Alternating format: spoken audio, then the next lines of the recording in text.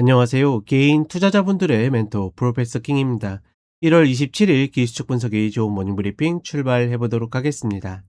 자, 일요일 날 이제 공개 방송 했었죠. 예, 오셔서 참석해 주신 분들 귀한 시간 내주셔서 감사드리고, 지금 녹화한 거 올려져 있으니까 확인하시면 되겠고, 혹여나 녹화한 걸 찾지 못한다 그러면 저희 카페에 가시면 회원가입 안 하셔도 링크 올려드렸으니까 그 링크 따라서 보시면 되겠습니다. 그리고 저희 2월 차계 3.0 그 다음에 시즌2 가족분들 신규 오픈을 했으니까 언제든지 관심 있으시면 확인하시면 되겠습니다.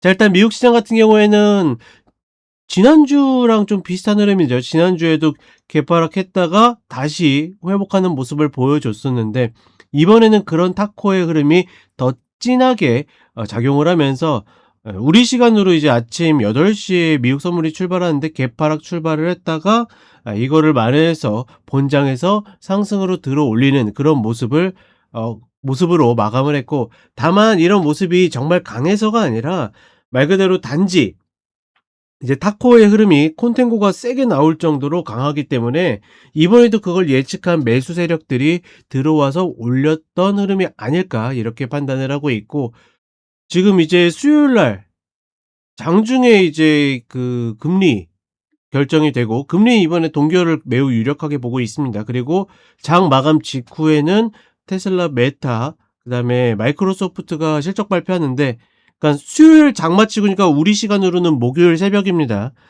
그 흐름에서 이제 어떻게 보면 이슈적 변곡은 임박했지만 시세적 변곡은 임박하지 않았다라고 판단하고 있습니다. 즉 뭐냐면, 만약에 박스권 상단에 위치했을 경우에는 실적 발표나 이런 거 이후에 하락할 가능성이 높고, 하단에 위치했을 경우에는 실적 발표 이후에 상승이 될 가능성이 높다. 따라서 변동성은 생기겠지만 그 변동성이 박스를 벗어나는 변동성보다는 그 안에서 이루어지는 변동성일 가능성이 저는 더 높다라고 보고 있고, 오늘 월요일 흐름에서는 지난주에 세게 만들었었던 콘텐고 흐름이 어느 정도 해소가 된 흐름이기 때문에 여전히 좁은 박스를 계속 오가는 그런 흐름을 보일 가능성이 높다라고 판단을 하고 있습니다.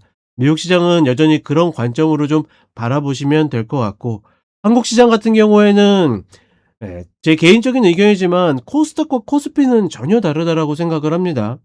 즉 뭐냐면, 코스피는 그간 지수를 가두기 위해서 저평가된 흐름이 분명히 있기 때문에 그거를 해소하는 속도가 빠르다 보니까 이제 오버슈팅, 고밸류에이션 구간에 들어가 있는 거고, 다만 코스닥은 어떤 경우더라도 저평가 구간이 나올 수가 없습니다. 지금 코스닥의 대장이 누구죠? 바이오제약이잖아요. 바이오제약이 늘 어떤 인기가 많고 수급이 붙고 세력들의 어떤 작전도 많고, 이런 가장 큰 이유가 뭡니까? 지금 당장의 가치평가가 되지 않는 경우들이 많기 때문에 수급적으로 어떻게 됩니까? 밀어붙일 수 있기 때문에 그런 흐름을 만들 수 있는 거다.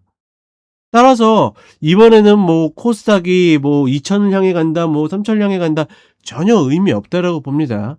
더군다나 지금 2차 전지나 이런 애들이 올라와서, 물론 아직까지 손실이신 분들도 있겠지만, 이제 어떻게 보면 개인들의 어떤 기본적인 흐름을 보게 되면 사실 수익으로 돌려야 되지 마땅한데, 혹여 그렇지 않더라도, 그러니까 수익이든 아니든 이런 종목들 올라올 때는 어떻게 해야 된다? 반드시 정리하는 관점으로 가져가야 된다.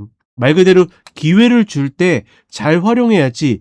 대부분의 개인 투자분들이 그러니까 어느 정도 이제 BEP, 그러니까 손익분기점에 거의 왔는데도 결정을 못하는 가장 큰 이유가 뭐냐면, 손실을 확정 짓는 거에 대한 두려움보다 이거 나와가지고 다음 매매에서 또 실패하면 어떡하지? 차라리 그냥 갖고 있는 게 낫지 않을까? 이런 생각이 훨씬 더 강합니다.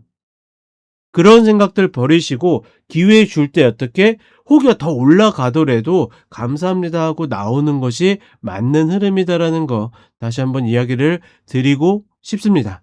자, 그럼 간단하게 차트 보도록 하겠습니다. 자, 나스닥 선물 30분 흐름을 보게 되면 재밌죠? 지난주에도 어떻게 됩니까?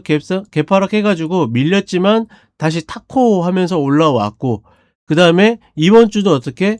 마찬가지로 예, 이렇게 개파락했지만 이번에는 더 빨리 올라오는 흐름이 있었다라는 거. 이런 흐름들은 정말 시장이 좋아서가 아니라 명백하게 의도된 지수적 흐름이기 때문에 저는 어찌 되었거나 지금 다시 박스권 상단에 올라왔기 때문에 수렴한다라고 보고 있고, 혹여 슈팅이 나와도 다시 내려올 가능성이 높다라고 판단을 하고 있습니다.